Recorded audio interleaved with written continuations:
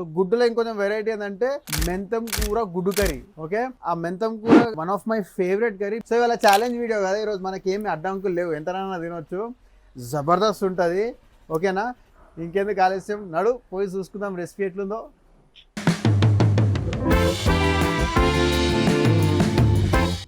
కొంచెం non veg recipe చేస్తుంటే minimum oil అయితే ఉండాలి కదా, లేదంటే నీస్ అనేది ఉంటుంది.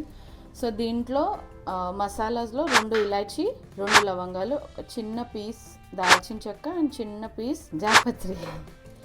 సో ఇవి ఆయిల్లో వేసేసి ఒక చిన్న ఆనియన్ కట్ చేసుకున్నా.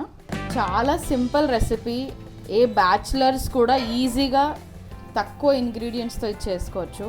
నెక్స్ట్ ఐ విల్ యాడ్ మెంతం కూర. సో ఆనియన్స్తో పాటు ఇది మంచిగా ఫ్రై అవ్వాలి.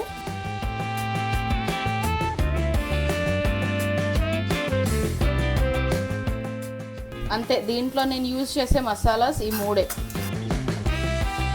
కర్రీకి గ్రేవీ కోసం ఈ పేస్ట్ రెడీ చేసుకున్నా. దానికి చిన్న చిన్న సైజ్వి 3 ఆనియన్స్, పెద్ద సైజు ఉంటే 1 అయితే సరిపోతుంది, 2 టమాటోస్ అండ్ కొంచెం కొత్తిమీర and 1 spoon ginger garlic paste.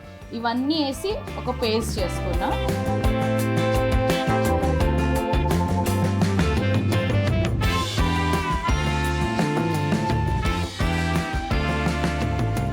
కంప్లీట్గా కుక్ కాకముందే మనం దీంట్లో ఎగ్స్ అనేది ఇలా కట్స్ పెట్టుకొని దీంట్లో వేసేయాలి. సో ఫ్లేవర్ అనేది బాగా దీంట్లో లోపలికి వెళ్తుంది.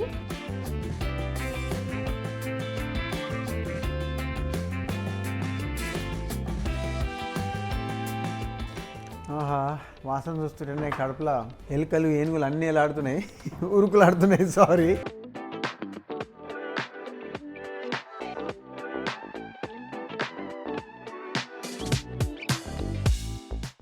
దేవునికి థ్యాంక్స్ ఎప్పుడు నాకు బాగా ఇష్టం అనమాట, అన్నం ఇచ్చిన అనుకో.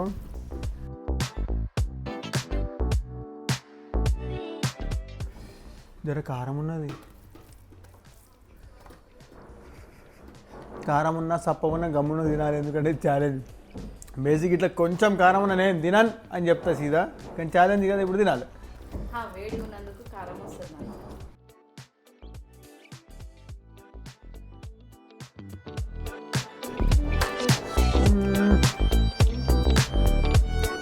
కర్రీలో అయితే చేస్తుంది చూడు, శ్రద్ధ చెప్పింది అట్లా కాట్లు పెడితే ఆ ఫ్లేవర్ ఆ గుడ్డు లాక్కుంటుంది అని చెప్పి, అట్లనే ఉన్నది లోపల మొత్తం ఇంకా కర్రీ ఫ్లేవరే ఉన్నది.